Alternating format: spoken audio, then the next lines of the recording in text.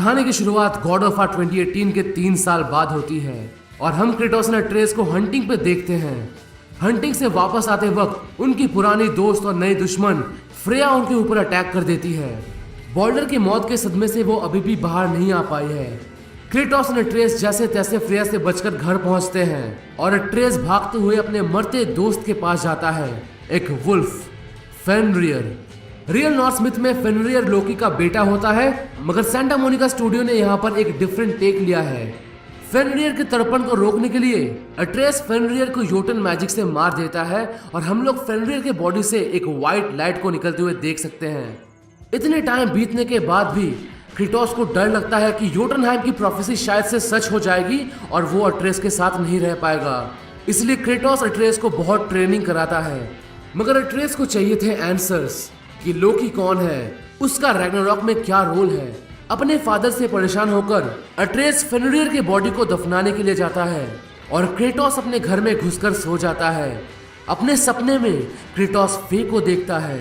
फे उसको बताती है कि टाइम कम है और करने के लिए बहुत कुछ बाकी है, और ये कहकर वो क्रेटोस के सर पर वो येलो मार्क लगा देती है और क्रेटोस जाग जाता है। लेकिन इतना टाइम बीत गया, अट्रेस तो कहीं पर नहीं दिख रहा। क्रेटोस और मिमीर अट्रेस को ढूंढने के लिए बाहर जाते हैं। बहुत ढूंढने के बाद उनका सामना एक बड़े भालू से होता है। क्रेटोस के उस भालू को बुरी तरह से मारने पर वो भालू अट्रेस में बदल जाता है। अट्रेस अपने इमोशंस को कंट्रोल नहीं कर पाया था, इसलिए वो अनजाने में एक भालू बन गया था। घर पहुंचकर वो दोनों सोने जाते हैं, मगर आंख बंद करते ही अट्रेस का गॉड ऑफ वार 2018 का सपना सच हो जाता है और थॉर उनके घर के सामने आता है। और सिर्फ थॉर ही नहीं बल्कि ओडिन भी। क्रेटोस के ओडिन के ये पूछने पर कि वो दोनों यहाँ पर क्यों आए हैं, ओडिन कहता है कि हमें शांति चाहिए। ओडिन एक डील ऑफर करता है कि वो फ्रेया को क्रेटोस के रास्ते से हटा देगा और वो अट्रेस को सुरक्षित भी रखेगा, मगर बदले में अट्रेस को टियर को ढूंढना बंद करना होगा क्योंकि टियर मर चुका है। मगर क्या द घोस्ट ऑफ स्पार्टा एक गॉड के साथ डील करेगा? नहीं। क्रेटोस के नाम बोलते ही थॉर क्रेटोस को अपने म्योनिर से मारना शुरू कर देता है। फाइट के दौरान हम लोग ये जान पाते हैं कि एसिड गॉड्स को क्रेटोस के पास्ट के बारे में सब कुछ पता है। थॉर क्रेटोस पर भारी पड़ा था, मगर अट्रेस का नाम थॉर के मुंह से निकलते ही क्रेटोस थॉर का मुंह तोड़ देता है। अट्रेस को लेकर ओडिन के पास कई सारे प्लान्स हैं, ये कहकर थॉर वहां से चला जाता है। क्रेटोस घर आकर अट्रेस पर भड़क जाता है कि अट्रेस ने टियर को ढूंढने वाली बात क्रेटोस से छिपाई थी। अट्रेस कहता है कि ओडिन ने उसे एसगार्ड में इनवाइट किया है, लेकिन अट्रेस ने उस इनविटेशन को साफ मना कर दिया है। अट्रेस कहता है कि ओडिन और थॉर उन पे फिर से हमला जरूर करेंगे, मगर उनसे बचने के लिए अट्रेस के पास एक रास्ता है। और ये कहकर अट्रेस क्रेटोस और मिमीर को स्कोलन हार्टी के म्यूरल के सामने लेके आता है और अट्रेस अपने योटन मैजिक से म्यूरल के पीछे एक और म्यूरल को खोलता है जिसमें रैग्नारॉक की प्रोफेसीज बनी हुई थी। प्रोफेसी बताती है कि ओडिन के हाथों पकड़े जाने के बाद स्कोलन हार्टी को 2 जायंट्स वैनाहाइम में फ्री कर देते हैं। उस रैग्नारॉक प्रोफेसी में टियर भी फाइट कर रहा था, विच मीन्स कि टियर अभी भी जिंदा हो सकता है। अट्रेस को पहले एक श्राइन में एक मार्बल मिला था और इस मार्बल को याद रखना ये इंपॉर्टेंट है। अब डिफरेंट श्राइन से मिले हिंट से वो लोग समझ जाते हैं कि टियर Svartalfheim the land of dwarfs में हो सकता है। घर पहुंचने पर वो लोग सिंड्री से मिलते हैं और सिंड्री भी टियर को ढूंढने में अट्रेस की मदद कर रहा था। अब क्योंकि ओडिन को पता था कि क्रेटोस कहां पर रहता है, क्रेटोस, अट्रेस और मिमीर ब्रोकन सिंड्री के नए घर में शिफ्ट हो जाते हैं, जो कि रेम्स बिटवीन द रेम्स के बीच में लोकेटेड था। ब्रोकन सिंड्री को बताते हैं कि अगर टियर को स्वाटनहाइम में ढूंढना है, देन डर्लिन, उनका एक कजन, उनकी मदद कर सकता है। अब क्योंकि गॉड ऑफ वार 2018 के बाद ओडिन ने सारे के सारे रेम्स को बंद कर दिया था, मे भी खुद को रैग्नारॉक से बचाने के लिए, ब्रोकन सिंड्री क्रेटोस और अट्रेस के लिए एक नया रास्ता खोल के देते हैं। मिमीर की गिफ्टेड आइज की मदद से वो दोनों एक ड्रिसल ट्री के अंदर ही रेल्म ट्रैवलिंग के लिए रास्ता बना देते हैं। एनीवेज, क्रेटोस और अट्रेस स्वाटनहाइम में जाते हैं और डर्लिन से मिलते हैं। फन फैक्ट, डर्लिन फे को जानता था और उसके साथ मिलकर एक बार फाइट भी किया था। डर्लिन उन दोनों को एक मार्क्ड मैप देता है जहां पर टियर शायद से हो सकता है। क्रेटोस और अट्रेस उस माइल में बहुत ढूंढते हैं और फाइनली उन्हें टियर मिल जाता है। टियर गॉड ऑफ वार है नहीं बल्कि गॉड ऑफ वार था। सालों से लगातार ओडिन से टॉर्चर होने के बाद टियर की मानसिक स्थिति बहुत खराब हो गई थी। क्रेटोस के ब्लड ऑफ कियोस को देखकर टियर समझ आता है कि ये तो वही दरिंदा है जिसने अपने पैंथियन को डिस्ट्रॉय कर दिया था और वो डर के मारे उनसे दूर भागने लगता है।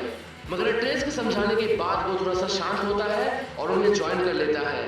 टियर के ये पूछने पर कि वो लोग उससे क्या चाहते हैं, अट्रेस बताता है कि वो खुद एक जायंट है और उसे बस कुछ आंसर्स चाहिए। अट्रेस बस चाहता है कि टियर उनका साथ दे। अट्रेस की लोकी के बारे में पूछने पर टियर को कुछ भी याद नहीं आता है। वो सभी मिलकर ब्रोकन सिंड्री के घर, या फिर मैं कहूँ उनके नए घर में पहुंचते हैं। क्रेटोस अपने रूम में आराम करने लगता है और इस चीज का फायदा उठाकर अट्रेस सिंड्री के साथ अपने ओल्ड फ्रेंड फ्रेया से मिलने जाता है। सिंड्री बार बार अट्रेस को मना कर रहा था बिकॉज फ्रेया का गुस्सा अभी तक कम नहीं हुआ था, मगर अट्रेस सुनने वालों में से नहीं था। मिडगार्ड में जाकर अपने आंसर्स को ढूंढते हुए अट्रेस सबसे पहले यॉर्मनगैंडर यानी कि वर्ल्ड सर्पेंट से मिलता है, जो क्या कहता है किसी को भी कुछ भी समझ में नहीं आता है एक्सेप्ट द वर्ड आयरनवुड। इसके बाद अट्रेस अकेले फ्रेया के पास जाता है और उसके वहां पर जाते ही फ्रेया उसको पकड़ लेती है। लेकिन अट्रेस के ये कहने पर कि ओडिन उनसे मिलने आया था, अट्रेस बताता है कि रैग्नारॉक में फाइट करने के लिए उसके अलावा कोई भी जायंट जिंदा बाकी नहीं है और फ्रेया भी ओडिन के साथ फाइट नहीं करने वाली। तो क्या इसका मतलब ये है कि ओडिन ने ऑलरेडी रैग्नारॉक को जीत लिया है और ओडिन को कभी भी अपने बुरे कामों का सजा नहीं मिलेगा? शायद से इकलौते जायंट होने के चलते अट्रेस ही ओडिन को रोक सकता है। अट्रेस फ्रेया को यह बताता है कि उनके साथ एक जिंदा टियर भी है, मगर फ्रेया को ये सब बातें पसंद नहीं आती है और वो अट्रेस को वहां से भगा देती है। एनीवेज घर पहुंचकर वो लोग डिसाइड करते हैं कि वो लोग एल्फहाइम में जाएंगे ग्रोआ के प्रोफेसीज के सीक्रेट को देखने के लिए। Now time for a little background. Groa एक जायंट थी जो अपने खोए हुए हस्बैंड को ढूंढने के लिए फ्यूचर विजन्स को देखती थी, मगर एक दिन उसको फ्यूचर रैग्नारॉक का विजन दिखता है और ओडिन उस विजन को जानने के लिए ग्रोआ को जान से मार देता है। एनीवेज एल्फहाइम में पहुंचकर वो लोग ये देखते हैं कि इस रेल्म की हालत बहुत ही ज्यादा खराब हो गई है। दोनों एल्फ्स लाइट पर कब्जा जमाने के लिए एक दूसरे से फाइट किए जा रहे थे और मरते जा रहे थे। एनीवेज ग्रोआ की म्यूरल के सीक्रेट प्रोफेसी को देखने पर उन्हें यह पता चलता है कि ग्रोआ ने ओडिन को गलत प्रोफेसीज दिखाई थी। असल में प्रोफेसी में होता यह है कि सर्टन एसगार्ड को तबाह कर देता है जबकि बाकी रेल्म्स रैग्नारॉक को सरवाइव कर जाते हैं। आज तक ओडिन ने रैग्नारॉक को लेकर जितने भी सारे प्रिपरेशंस की थी वो सब भी ओडिन को रैग्नारॉक में बचा नहीं पाएगी। यहाँ पर आयरनवुड का भी एक मेंशन होता है जो कि मिमिर और टियर के हिसाब से जायंट्स के लिए एक मिथिकल सेंचुरी होता है, जो कि बस एक र्यूमर है, इसका कोई रियल एग्जिस्टेंस नहीं है। अब रैग्नारॉक को रोका नहीं जा सकता मगर जीता जा सकता है। अट्रेस रैग्नारॉक में फाइट करना चाहता है मगर क्रेटोस उसे साफ मना कर देता है।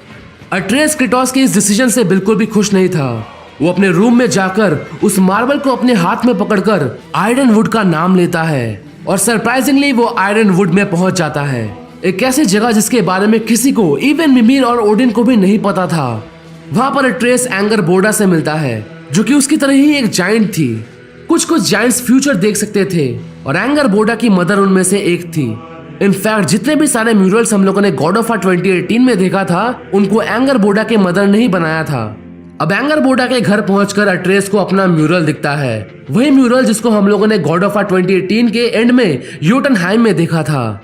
सब कुछ बिल्कुल सेम था, मगर इस बार अट्रेस को म्यूरल का वो हिस्सा दिखता है जिसमें क्रेटोस अट्रेस के हाथों में मर जाता है। और सिर्फ यही नहीं, अट्रेस को दिखता है कि वो ओडिन के लिए काम करेगा, ओडिन को सर्व करेगा। अट्रेस को बिल्कुल भी विश्वास नहीं हो रहा था कि उसका फादर मर जाएगा और अपने इमोशंस को कंट्रोल ना कर पाने पर अट्रेस एक वुल्फ में बदल जाता है जिसको एंगर बोर्डा शांत करके नॉर्मल कर देती है। एंगर बोर्डा के पीछे पीछे चलते अट्रेस को the highest peak of all realms दिखता है, यस, योटनहाइम। और अब एंगर बोर्डा अट्रेस को उसके आंसर्स देती है। ओडिन ने जायंट्स को इतना ज्यादा टॉर्चर किया था कि जायंट्स के पास अब सिर्फ दो ऑप्शंस थे, या तो वो ओडिन के हाथों मारे जाएं, नहीं तो अपने आप को छिपा लें। एंगर बोर्डा के फादर ने जायंट्स की आत्माओं को या फिर उनके कॉन्शियसनेस को इन मार्बल्स के अंदर डालकर छिपा दिया था और उन्हीं की बॉडी हम लोग गॉड ऑफ वार 2018 के एंड में देखते हैं ताकि ओडिन कभी भी उन तक पहुंच ना सके। जायंट्स ने मैजिक से रियल योटनहाइम को छिपा के रखा था। एंगर बोर्डा अट्रेस को बार बार कहती है कि किसी को भी, इवन अपने फादर को भी आयरनवुड के बारे में ना बताए, नहीं तो ओडिन यहाँ तक अपना रास्ता ढूंढ लेगा। इन सब के दौरान एंगर बोर्डा ये भी कहती है कि प्रोफेसीज में जो लिखा गया है उसको कोई भी बदल नहीं सकता, जो फ्यूचर देखा गया है वो होके ही रहेगा। अट्रेस उस मार्बल की मदद से अपने पुराने घर में पहुंचता है, मगर जैसे ही वो अपने नए घर में जाने वाला होता है तभी What were you thinking? I wanted to visit Fenrir. For 2 days? Do not lie to me again. Why did you come here? Alone? Do you seek death? No more than you. Then why? Why? What is it you will not tell me? Kratos के अट्रेस से बार बार ये पूछने पर कि अट्रेस उससे क्या छिपा रहा है, अट्रेस क्रेटोस को कुछ भी नहीं बताता बिकॉज उसने एंगर बोडा से वादा किया था। इतने में वहां पर फ्रेया भी उन दोनों पर अटैक कर देती है। फ्रेया क्रेटोस को जान से मारने वाले होती है कि तभी अट्रेस गुस्से में फिर से आकर एक भालू बन जाता है और फ्रेया पे अटैक करने लगता है, मगर क्रेटोस अट्रेस को रोकता है, उसे याद दिलाता है कि फ्रेया अभी भी उनकी दोस्त है और ये देखकर फ्रेया इमोशनल हो जाती है। आखिरकार वो भी तो क्रेटोस को अपना एक दोस्त और अट्रेस को अपना बेटा मानती थी। फ्रेया क्रेटोस को टेम्पोररीली माफ कर देती है बिकॉज उसे क्रेटोस की मदद चाहिए थी ओडिन के उस स्पेल को तोड़ने के लिए जिसने फ्रेया को मिडगार्ड में कैद करके रखा था। क्रेटोस, फ्रेया और ब्रॉक वैनाहाइम जाते हैं, फ्रेया का homeland. Now for a little back story. Freya और उसके भाई फ्रेयर के बीच में अभी बहुत तनाव है बिकॉज एसगार्ड से बचकर भागने के बाद भी फ्रेयर फ्रेया को बचाने के लिए नहीं आया था। एनीवेज क्रेटोस एंड फ्रेया के जन्म स्थान में जाते हैं जहां पर वो लोग ये देखते हैं कि ओडिन ने फ्रेया के स्पेल को यिग्ड्रासिल के रूट के साथ बांध के रखा था। फ्रेया अपने बर्ड फॉर्म में उस नॉट को खोलने की कोशिश करने लगती है, मगर तभी वहां से निडहॉक बाहर आ जाता है जो कि यिग्ड्रासिल के रूट्स की देखभाल करता है। फाइट के बीच में फ्रेया अपने रियल फॉर्म में आ जाती है और दोनों मिलकर निडहॉक को मार देते हैं। फ्रेया फाइनली अपने स्पेल को अपने हाथों से तोड़ देती है और क्रेटोस को माफ कर देती है। फ्रेया को रियलाइज होता है कि क्रेटोस ने वही किया था जो करना जरूरी था। इसके बाद फ्रेया अपने भाई के पास जाकर सारे प्रॉब्लम्स को सॉर्ट आउट कर लेती है एंड क्रेटोस एंड फ्रेया सिंड्री के घर में वापस चले जाते हैं। अब यहाँ पर मैं एक छोटा सा इंटरवल ब्रेक लेकर तुम लोगों को एक इंटरेस्टिंग फैक्ट बताता हूँ। जैसा कि हम जानते हैं कि अट्रेस के पास भी एक रेज एबिलिटी है, लेकिन वो स्पार्टन रेज नहीं है। अट्रेस का रेज उसे एक वुल्फ में कन्वर्ट कर देता है जिसको हम लोग स्पार्टन रेज की तरह यूज कर सकते हैं और मुझे ये चीज पर्सनली काफी ज्यादा पसंद आई है। बाय द वे ये गेम 20 घंटे की है जो कि मैंने सिर्फ 2 दिन के अंदर कंप्लीट किया है। अब पूछो क्यों? तुम लोगों के लिए जल्द से जल्दी वीडियो को अपलोड करने के लिए। अरे भाई रात को मैंने ठीक से सोया भी नहीं है। तो अगर तुम्हें ये वीडियो पसंद आ रहा है देन प्लीज वीडियो को लाइक कर देना एंड मेरे इस चैनल को सब्सक्राइब कर देना ताकि मेरी मेहनत वर्थ इट हो। एनीवेज सिंड्री के घर पहुंचकर क्रेटोस सीधा अट्रेस के पास जाता है और उससे पूछने लगता है कि वो कहां पर था। अट्रेस के जवाब ना देने पर क्रेटोस अट्रेस से ये पूछता है कि क्या वो एसगार्ड गया था, क्या वो ओडिन के पास गया था। तो अट्रेस कहता है कि वो सिर्फ एसगार्ड जाने की बात सोच रहा था। इस बात से टीयर, फ्रेया, मिमिर सभी अट्रेस पर चिल्लाने लगते हैं और गुस्से में आकर अट्रेस बियर बन जाता है। Let go of me. Listen! Let go! What the fuck? Atreus! It's Sindri. Just try to keep control.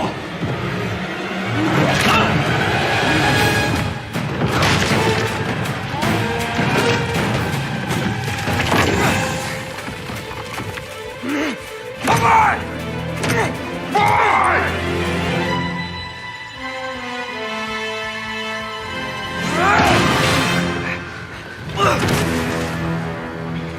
Midgard में पहुंचकर अट्रेस फ्रेया के पुराने घर टर्टल हाउस में जाता है।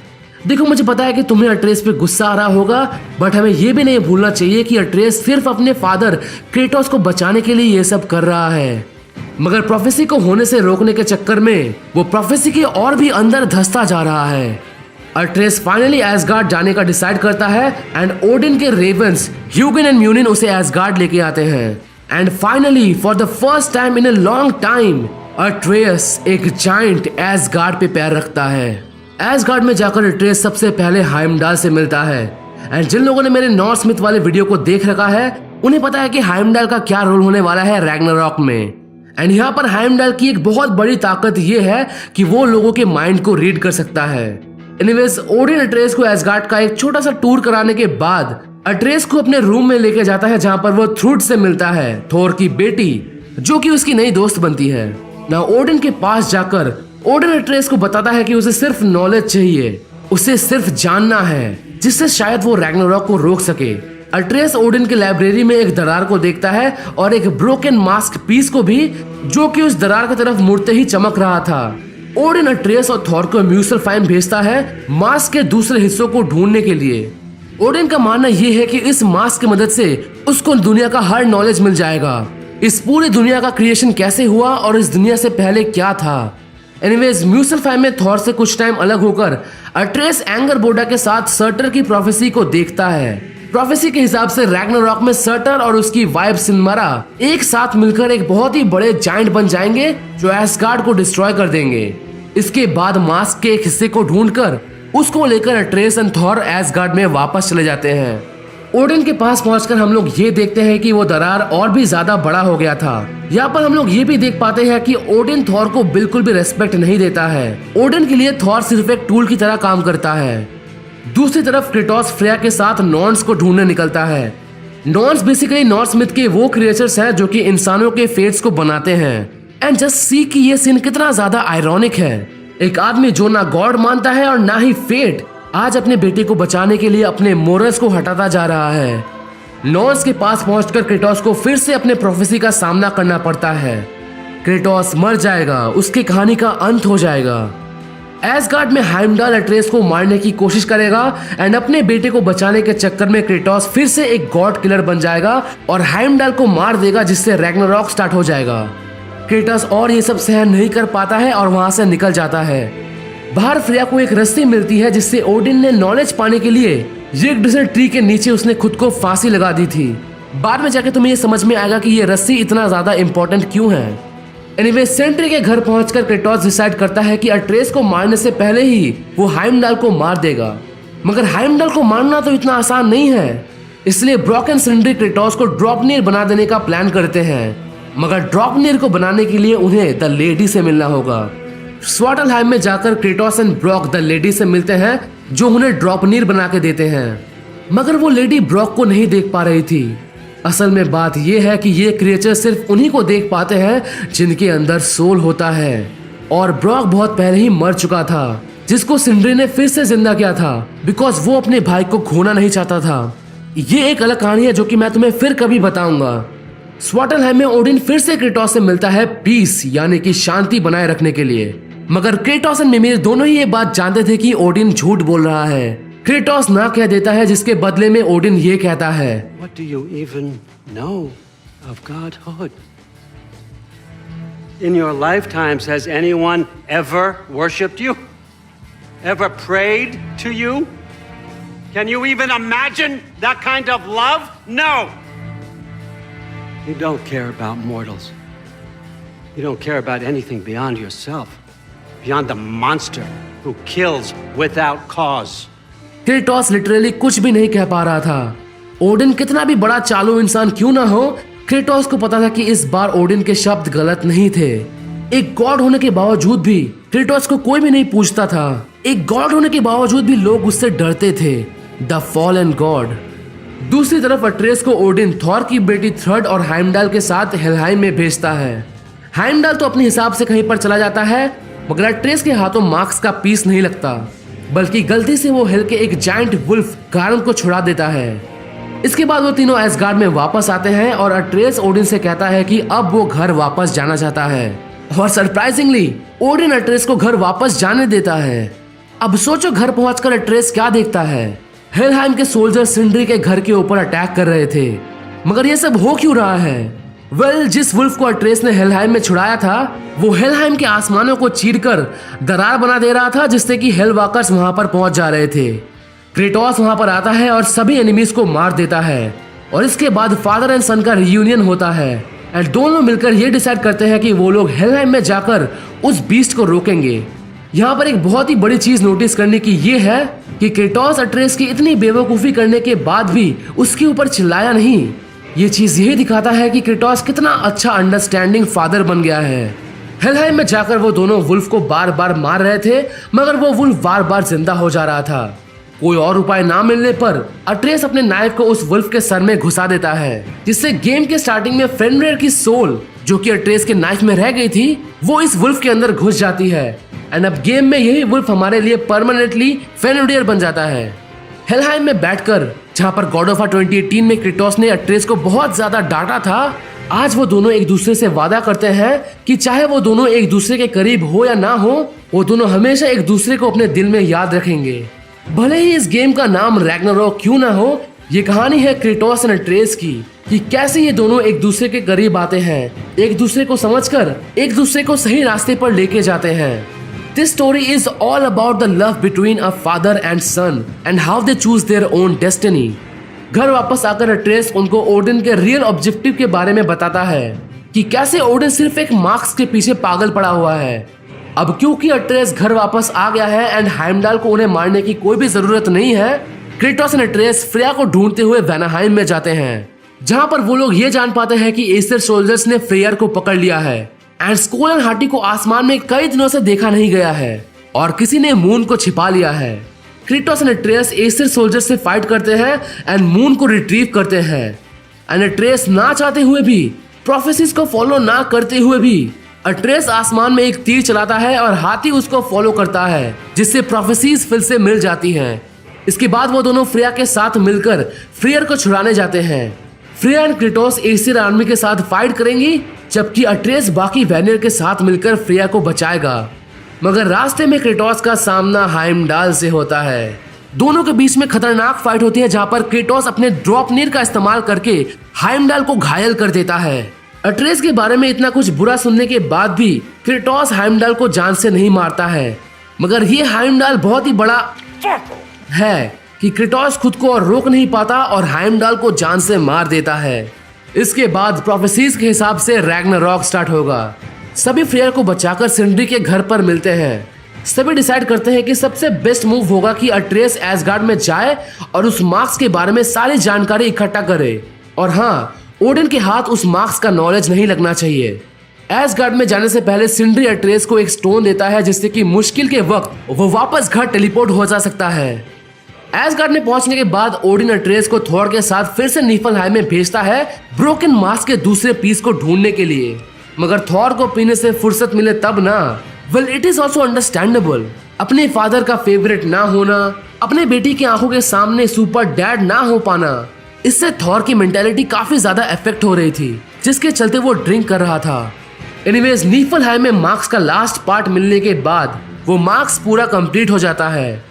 ओडिन वहां पर मार्क्स को लेने आता है कि तभी थॉर की वाइफ सिफ वहां पर खबर लेके आती है कि अट्रेस के फादर ने हाइमडाल को मारा था। वेल, ये सुनकर थॉर का दिमाग खिसक जाता है और वो अपने म्योनीर से अट्रेस का सर फोड़ने वाला होता है, मगर अट्रेस मार्क्स को लेकर सही टाइम पर सिंड्री के स्टोन की मदद से निकल पड़ता है।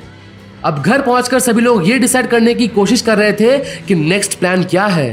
तभी टियर बोलता है कि अभी हमें एसगार्ड जाना चाहिए। ये सुनकर सभी लोग चौंक जाते हैं, बिकॉज इतने टाइम तक टियर ने एसगार्ड के रास्ते को लेकर कुछ भी मेंशन नहीं किया था। टियर खुद को जस्टिफाई करने के लिए ये कहता है कि अगर वो पहले ही एसगार्ड के रास्ते के बारे में बोल देता, तब ना ही अट्रेस अपने डेस्टिनी को कंप्लीट कर पाता और ना ही उसे मार्क्स मिल पाता। टियर उस मार्क्स को लेकर कहीं पर जाने लगता है, मगर ब्रॉक उसे रोक लेता है। ब्रॉक टियर को रोककर सवालों के ऊपर सवाल पूछने लगता है। ब्रॉक को कुछ सही नहीं लग रहा था।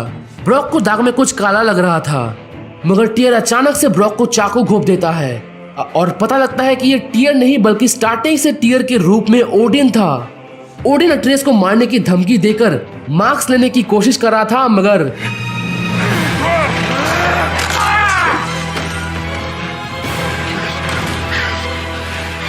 Too bad, son. Looks like war after all.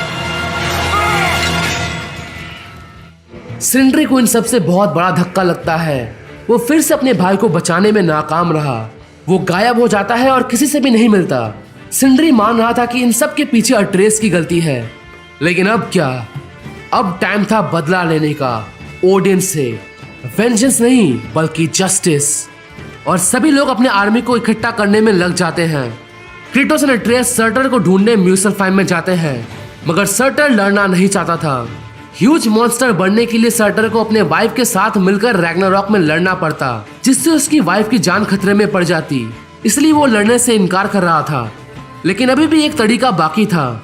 Shorter के वाइफ का हार्ट सर्टर के बॉडी में था। क्रेटोस सर्टर के फ्लेम्स को अपने ब्लेड्स में ले लेता है और गनिन का गैप में जाकर उसे सर्टर के वाइफ के हार्ट के अंदर घुसा देता है, जिससे क्रिएट होता है एक बहुत ही बड़ा सर्टर, जो कि रैग्नारॉक के टाइम पे एसगार्ड में जाकर एसगार्ड में तबाही मचाएगा। अब मिडगार्ड में वापस आकर क्रेटोस की आर्मी लगभग तैयार थी, लेकिन लड़ाई से पहले क्रेटोस सोने जाता है, जहां पर फिर से उसे फे के सपने आते हैं और फे क्रेटोस को समझाती है कि जिस तरह से क्रेटोस ने फे के लिए अपने हार्ट को ओपन किया था, वैसे ही उसे अपने हार्ट को दुनिया के लिए ओपन करना होगा। तब जाकर क्रेटोस लिविंग का असली मतलब समझ पाएगा। इस पूरे रैग्नारॉक के जर्नी में फे ने क्रेटोस को सपनों में सही रास्ते पे गाइड किया था एंड ये उसी टाइम का सपना था जब फे ने अपने एशेस को 9 रेल्म्स के सबसे टॉलेस्ट पीक में फैलाने के लिए कहा था। अब क्रेटोस की आंख खुलती है, वो तैयार होता है और रैग्नारॉक के बैटल में क्रेटोस फिर से अपने पुराने दिनों की तरह जनरल बनता है। क्रेटोस हाइमडाल के गैलाहॉर्न को लेता है और रैग्नारॉक की शुरुआत करता है।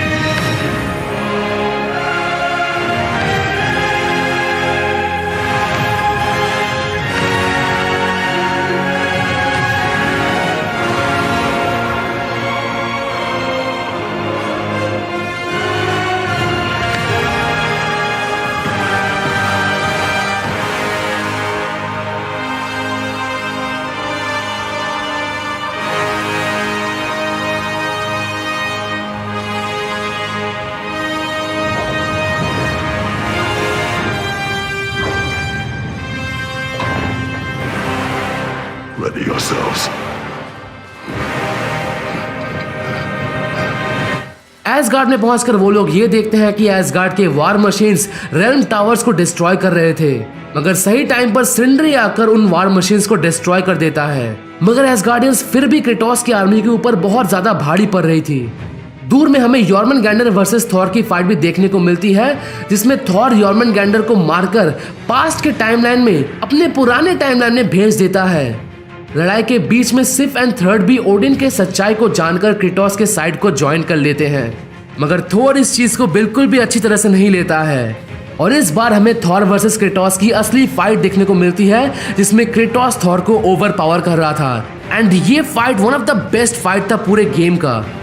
क्रेटोस थॉर को रोककर समझाता है कि अपने बच्चों को प्रोटेक्ट करने के लिए उन्हें अपने पास्ट से बेहतर बनना पड़ेगा और फाइनली थॉर को रियलाइज होता है कि कैसे ओडिन सिर्फ उसका इस्तेमाल कर रहा है।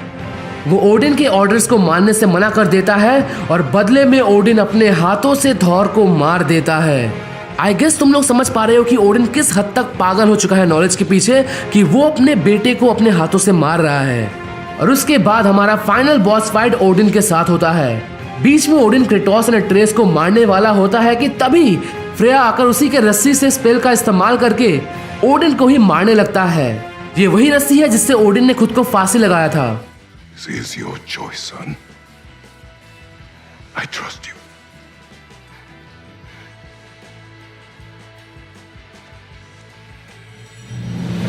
No! No! No! Why did you do that? What was it all for? You choose to be nothing!